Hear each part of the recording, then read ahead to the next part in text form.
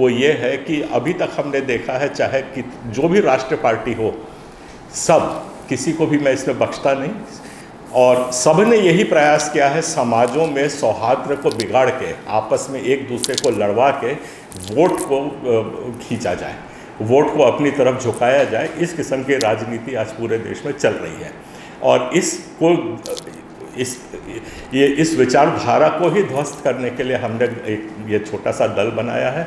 हमारी मुश्किलें बहुत हैं, बहुत छोटे से दल है, बहुत कम समय में बनाना पड़ा, और हम लोगों का जो मेन दृष्टिकोण वो है, एक तो समता का है, बराबरी का है, न्याय का अनुपालन नहीं हो रहा है उसके लिए है, और सामाजिक समरसता आपस में बने, सामाजिक प्रेम की भावना एक दूसरे समाजों में बढ़े, इसके लिए हम लोगों ने ये दल बनाया है। दूसरा हमारा उद्देश्य ये है कि हम लोगों ने ऑब्जर्व किया है, ये जो दल बना है ये अल्पसंख्यक केंद्रित है, जिसमें से विशेष तौर से ईसाई समाज के लिए हम लोग उनको रक्षा, सुरक्षा और न्याय दिलाने के लिए हम लोग संगठित होकर के काम करेंगे। इन देशों से हम बनाए हैं। और तीसरा हमारा सबसे बड़ा उद्देश्य इस दल को बनाने का ये है कि आज कोई भी ऑथेंटिक फिगर्स नहीं है सरकार के पास या कहीं भी कि ईसाई समाज के या अल्पसंख्यकों के एक्चुअल गिनती क्या है, क्योंकि जो सेंसस के फिगर्स आते हैं उसमें भी त्रुटिपूर्ण के सिवाय वो उसमें बहुत से मतभेद हैं जो अभी डिस्कशन में आपको मैं बताऊंगा। और उसको तो हम लोग को मेन कारण इस दल को बनाने का ये था कि जो हमारा विशेष तौर से जो ईसाई समाज है आज इसकी संख्या कितनी है उसको स्टैब्लिश करने के लिए, ताकि सरकारी योजनाएं जो होती हैं और उसके जो फल होते हैं सरकार के द्वारा जो बाकी समाजों को मिलते हैं वो हमारे समाज तक वाटर डाउन हो, ट्रिकल डाउन हो, इसके लिए ये खास बनाया है। अभी हमने देखा है कि बिहार में जाति बेस्ड जनगणना हुई थी, उसमें भी बहुत कुछ त्रुटियां थीं, उसके लिए हम लोग एक दो प्रेस कॉन्फ्रेंस और होल्ड करेंगे अलग से। तो ये हमारे उद्देश्य हैं। और तीसरी बात और आखिरी बात ये है कि हमारा दल जो बना है आज, हमारी जो एक्चुअल संख्या है वो उसमें बहुत ज़्यादा हेर फेर है, सब टल्लेबाजी बहुत ज़्यादा मारे जा रहे हैं। और फिर जो ईसाई समाज है इसमें जिनको मार पीट रहे हैं, जिनके अगेंस्ट सब हो रहा है, वो ईसाई हैं ही नहीं पहली बात, क्योंकि उनने ना बपतिस्मा लिया है और ना उनने धर्म परिवर्तन किया है, उनने खाली अपने एक विश्वास है, चर्च जाते हैं, बस इतना ही है। तो ये एक बहुत बड़ा वर्ग है। उसके डेमोग्राफिक्स भी मैंने आगे दिए हैं, हम लोग फील्ड पे काम करते हैं, बिल्कुल ज़मीन से जुड़े हुए हैं, तो ये सारे फिगर्स हमारे पास हैं। तो ये जो वर्ग है इसकी एक पहचान आज तक नहीं है, इस वर्ग को पहचान दिलाने के लिए भी आज इस दल को बना के हम काम कर रहे हैं। ये हमारे थे उद्देश्य। और रणनीति की जो बात है वो ये है कि हमारा बाहुल्य जो है, ईसाई समाज का बाहुल्य अंबिकापुर, सरगुजा क्षेत्र है और बस्तर क्षेत्र है। इन जगहों पे हमारे पास 10 से 40-50 हज़ार तक के वोटर्स प्रति विधानसभा क्षेत्र में हैं। तो यहाँ पे हम लोग अपना सारा जोर यहीं पे लगा रहे हैं इन दोनों क्षेत्रों में। मैदानी क्षेत्र में हमारे पास कोई रिप्रेजेंटेशन बहुत कम है, तो वहाँ पे हम लोग अभी बहुत ज़्यादा अपने शक्ति को केंद्रित नहीं कर रहे हैं। सरगुजा संभाग बोला, 14 सीट आती हैं उसमें।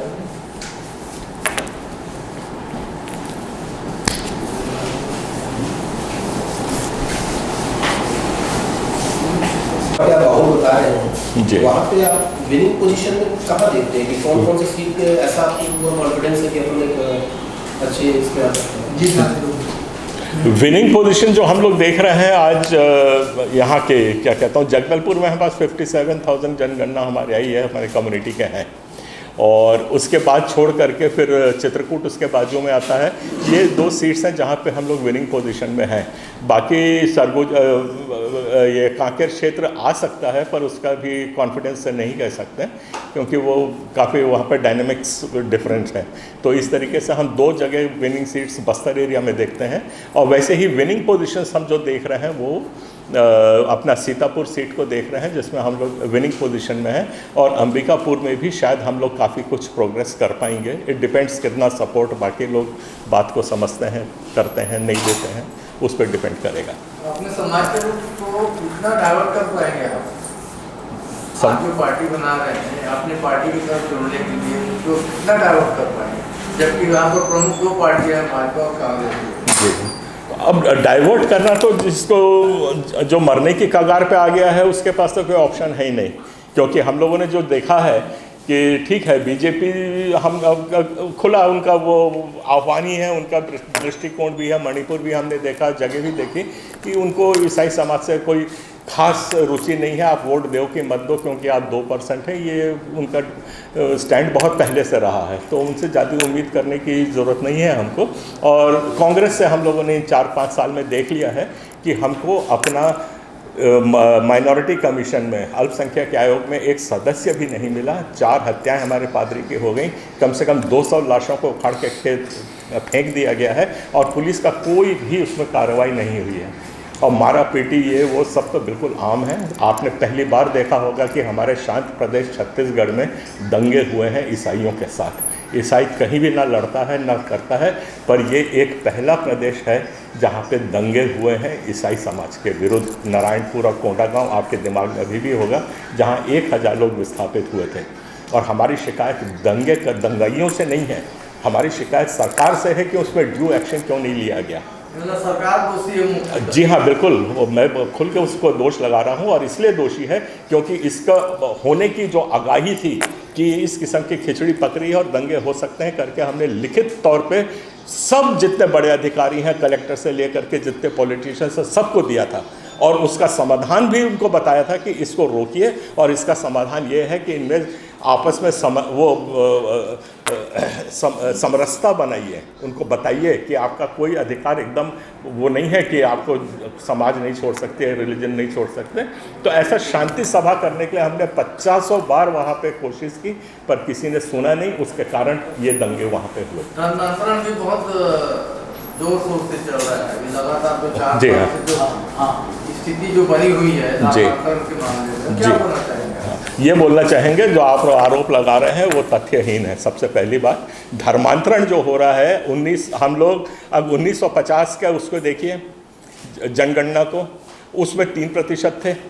उसके बाद आप देखिए 2011 की जनगणना को, उसमें हम लोग 2.61% हो गए।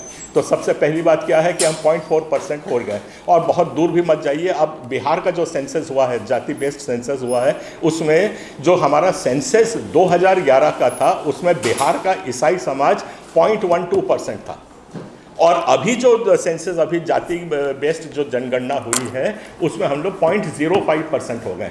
तो हम लोग इतना धर्मांतरण कर रहे हैं कि हमारी संख्या कम होती जा रही है। बड़े राजनीतिक राष्ट्रीय दल होते हैं, ये हर तरह की हथकंडे अपनाते हैं, ये पैसे भी देंगे, शराब भी देंगे, डराना धमकाना सब होगा, इससे मुकाबला कैसे करें?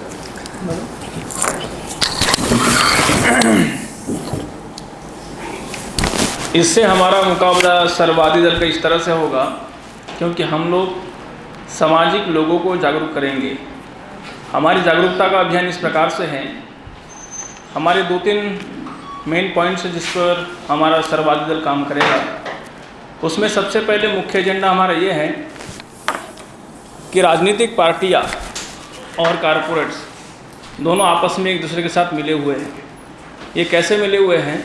एक गवर्नमेंट स्कूल में हम जाते हैं, गवर्नमेंट स्कूल के एक टीचर की जो तनख्वाह देखिए, 50,000 से लेकर 1 लाख रुपए तक एक गवर्नमेंट टीचर की तनख्वाह होती है। जब सरकार किसी टीचर को इतनी तनख्वाह दे सकती है तो वो अपने उस स्कूल को मैनेजमेंट को ठीक क्यों नहीं कर सकती है? आप वही काम देखेंगे प्राइवेट स्कूल में। आप प्राइवेट स्कूल में जाएंगे, प्राइवेट स्कूल की टीचर की तनख्वाह जो होती है वो मुश्किल से 5,000 से लेके 10,000 होती है, लेकिन वहाँ पर आप देखेंगे हमारा सिस्टम इतना वेल टू डू होता है, इतना अच्छा होता है, वहाँ की सारे सिस्टम अच्छे रहते हैं। और इस प्रकार से रहने के बाद में जब एक व्यक्ति, एक आम आदमी जो है, जब अपने बच्चों को स्कूल में दाखिला करने जाता है तो सरकारी स्कूल में जाते साथ ही जिसकी कैपेसिटी है, जो थोड़ा मोड़ा कमाता है, 10,000 5,000 जैसे भी कमाता है, स्कूल को देखने के बाद अपने बच्चों को वहाँ से वापस लाता है और वो क्या करता है, प्राइवेट स्कूल में डालता है और प्राइवेट स्कूल में अपने बच्चों को पढ़ाता है। उस प्राइवेट स्कूल में बच्चों को पढ़ाने के कारण जहाँ पर आप देखेंगे उस व्यक्ति को पूरे साल भर इतना स्ट्रगल करना पड़ता है कि उसके पास सेविंग मनी नहीं रहती है। वो सारे पैसे उसके जो है स्कूल को में बच्चों को पढ़ाने में चले जाते हैं। कम से कम एक बच्चे को पूरा स्कूल पढ़ाने के लिए उसको एक साल में लगभग 50,000 से 1 लाख रुपए खर्चा आता है। जहाँ एक सरकार देखिए 1 लाख रुपए तनख्वाह एक टीचर को दे सकती है पर स्कूल ठीक नहीं कर सकती है। यहाँ पर प्राइवेट को देखिए वो 10,000 रुपये तनख्वाह एक टीचर को देता है पर स्कूल को अच्छा मैनेजमेंट करता है। इसलिए करता है क्योंकि यहाँ पे बच्चे नाखुश होकर, यहाँ पे लोग नाखुश होकर प्राइवेट स्कूल में जाए और वही आदमी से वो लोग 1 लाख रुपये वसूल करा लेते हैं और ये वहाँ पर जो है उसको इस तरह सुविधा नहीं दे पाते हैं। तो सर्ववादी दल जब हमारा बनेगा, हमारा पार्टी जब इस छत्तीसगढ़ में फॉर्म करेगा, सबसे पहले हम स्कूल में इक्वालिटी लाएंगे, का सारी चीज़ों में इक्वालिटी लाएंगे, सब में बराबरी लाएंगे। ये हमारा वायदा है जनता के साथ में। इस आधार पर हमारा इलेक्शन जो है लड़ा जाएगा। हम दोनों पार्टियों के साथ हम चैलेंज के साथ कहते हैं कि जब सर्ववादी दल छत्तीसगढ़ में आएगा तो सबसे पहले स्कूल की सारी सुविधाएं जो है, सारी शिक्षा की सुविधाएं जो एकदम ठीक कर दी जाएगी। उसी तरह से मैं दूसरा उदाहरण आपको बताता हूँ स्वास्थ्य केंद्रों का। आप कोई भी गवर्नमेंट हॉस्पिटल में जाइए, गवर्नमेंट हॉस्पिटल के डॉक्टर को सरकार को देने के लिए 1 लाख रुपया, 1.5 लाख रुपया, 2 लाख रुपये तनख्वाह है उसके पास में, पर अस्पताल को ठीक नहीं कर रहा है। अस्पताल को देखेंगे आप, वहाँ पर एक मरीज जब एडमिट होता है वो इसी सोच पे जाता है कि मेरे कम से कम मेरे परिवार का जो भी व्यक्ति का इलाज हो अच्छा हो जाए, सब बढ़िया हो जाए। वो जाता है, वहाँ जाने के बाद में अभी कई सारी स्थिति भी अभी रायपुर के मेका हॉस्पिटल में देखेंगे आप, एक मरीज सीरियस कंडीशन में रहता है, उसको सिटी स्कैन के लिए 3 दिन का टाइम दिया जाता है, 4 दिन का टाइम दिया जाता है। उसके बाद में सिटी स्कैन होता है, तब तक वो आदमी मर के खत्म हो जाता है। ऐसी हमारी लाचार व्यवस्था बना के रखे हुए जानबूझ के, ताकि कारपोरेट्स को फायदा हो सके।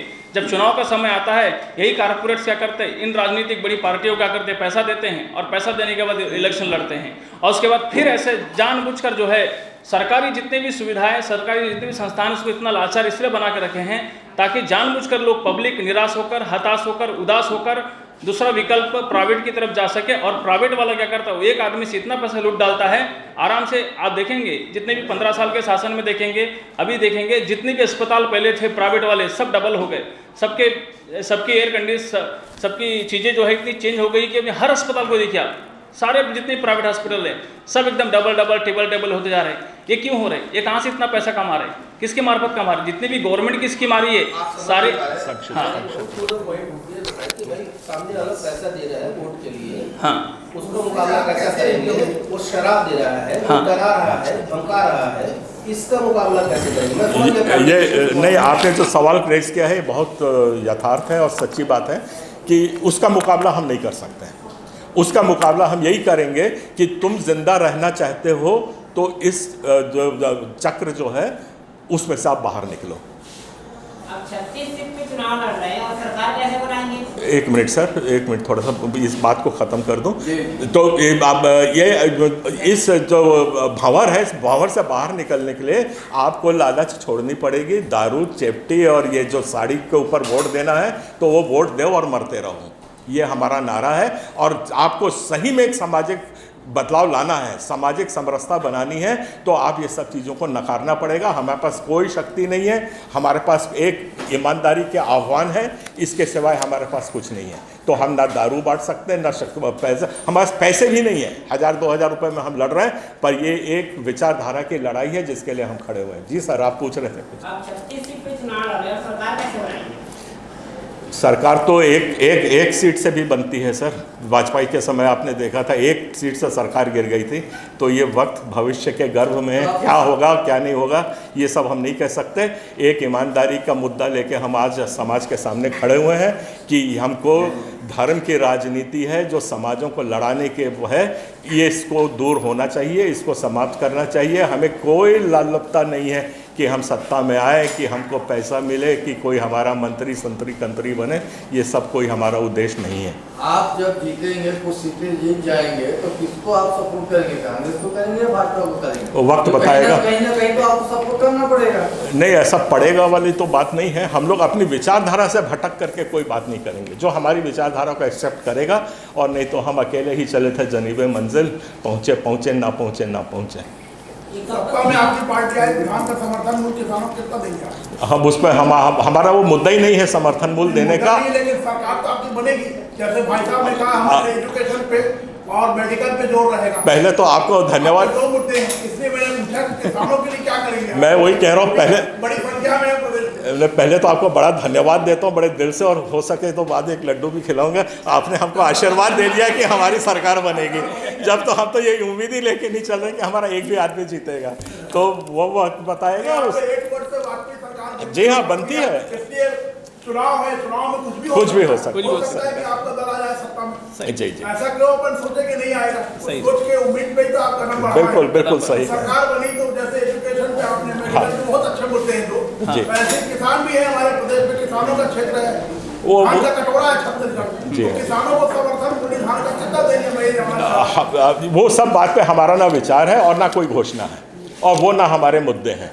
अब संपन्नता रहती है, देख यहाँ का पैसा बाहर जा रहा है, इसलिए आज ये सब मारामारी गरीबी है, वो एक अलग मुद्दा है। वो हमारे आइडियोलॉजी में नहीं है कि हमको कौन सा ये विकास करना है, किसको क्या देना है। विकास अपने आप होता ही है, कोई सरकार आए कोई सरकार जाए, हम लोग इतना टैक्स भरते हैं, वो कोई भी पार्टी आए, विकास तो होता ही रहेगा।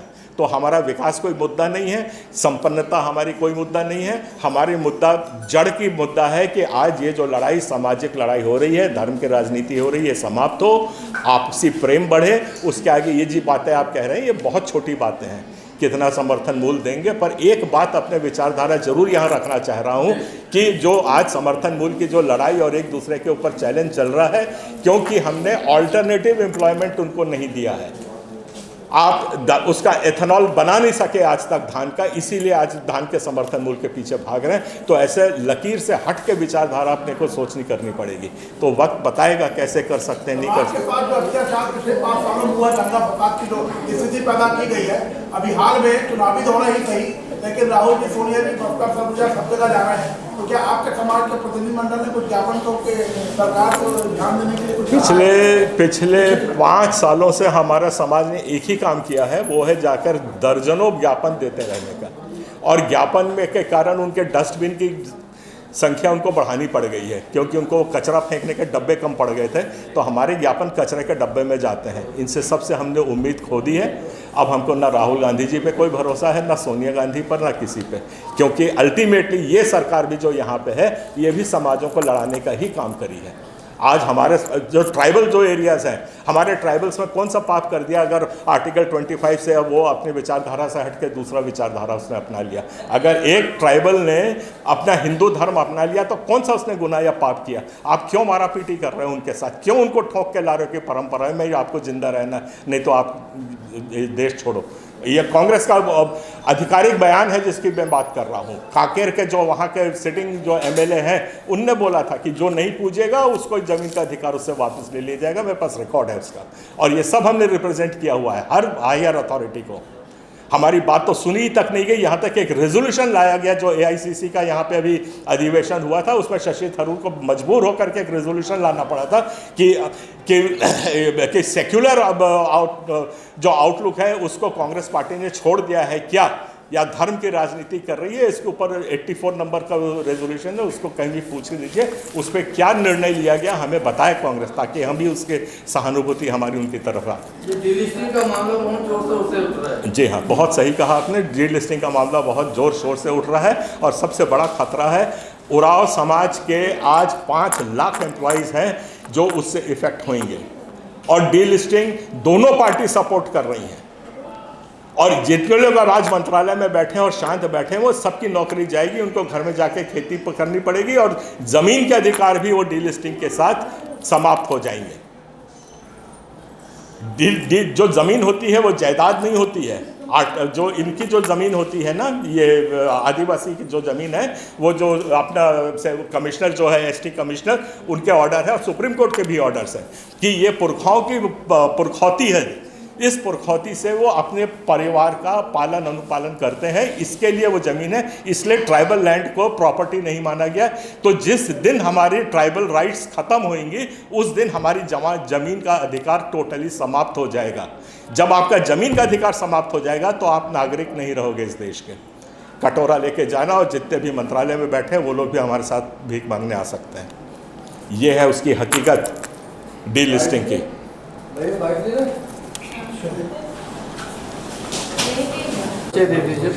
जी हाँ, मैं अरुण पन्नालाल हूँ, सर्ववादी दल का मैं राष्ट्रीय अध्यक्ष हूँ। हमारी पार्टी का पंजीकरण हो गया है और हम छत्तीसगढ़ के आज विधानसभा चुनाव में 36 सीटों पर अपने उम्मीदवार उतार रहे हैं। क्या मसौदा था, पत्रकार वार्ता ली आपने, क्या क्या समस्याएं जिनको लेकर के आगे जाएंगे समाज में, और क्या रणनीति है आगे चुनाव? समस्या ये है हमारी, बताइए। हाँ, सबसे पहली चीज़ तो हमारे सर्ववादी दल जो राजनीतिक पार्टी का जो गठन हुआ है, इसी गठन के पीछे एक बहुत बड़ी बात है। बात ऐसी है कि हमारे 70 सालों से हमारा समाज जो है कांग्रेस के लिए भक्त के रूप में जीता रहा, और लेकिन जब कांग्रेस की सरकार बनी तो उन्होंने 2 हमारे साथ बड़े प्राणघातक हमले हमारे समाज पे किए। वो एक ऐसा है, सबसे पहली चीज़ तो हमारी जो एंग्लो इंडियंस करके एक मनोनीत सीट हुआ करती थी, जो एक मनोनीत विधायक 90+ होता था, तो उसको उन्होंने क्या कहते हैं, उसको ऑफिशियली ख़त्म कर दिया। उसके बाद में ऐसा हुआ कि हमारे पास में जो अल्पसंख्यक आयोग का जो गठन होता है, अल्पसंख्यक आयोग समिति में उन्होंने हमारे समाज के किसी भी प्रकार के व्यक्ति को भी सदस्य का पद नहीं दिया, जहाँ से ये होता है कि समाज और हमारा समाज और सरकार के साथ में जो मेलता तालमेल होना चाहिए, जो बातें रखने के लिए कुछ जरिया होना चाहिए, वो हमारा पूरा टोटल ख़त्म कर दिया, जिसके कारण से एकदम प्राणघातक हमले हमारे समाज पर नॉन स्टॉप बढ़ते चले गए। और इसके लिए अब समाज ने सोचा है कि नहीं, अब हमारा भी अपना कोई दल होना चाहिए। इसका मेन मोटिवेशन हमारा ये है। कितने सीट पे खड़े कर रहे हैं? हम लोग 36 सीट पर इस बार उम्मीदवार खड़े करेंगे। आपका परिचय दे दीजिए। मेरा नाम अंकुश बरिएकर है, मैं सर्ववादी दल का राष्ट्रीय महासचिव। पर्टिकुलर किन एरियो में आप लगाएंगे अपनी ताकत? 2 जगहों पे हम लोग अपनी ताकत लगा रहे हैं। एक है बस्तर क्षेत्र में, जहाँ पे 10 सीट पे हमारे तय हो चुके हैं, और सरगुजा क्षेत्र के है, वहाँ पे हमारी 2 सीट तय हो चुकी हैं। वहाँ पे ये सरगुजा क्षेत्र में 14 उतार रहे हैं, और यहाँ पे हम लोग 10 सीट उतार रहे हैं। मैदानी इलाकों में एक हमारी कोरबा की सीट तय हो चुकी है, जहाँ बहुत समर्थन मिल रहा है हमको। जांजगीर की सीट तय हो चुकी है, और महासमुंद की सीट तय हो चुकी है, जहाँ बहुत समर्थन मिल रहा है। ठीक सर।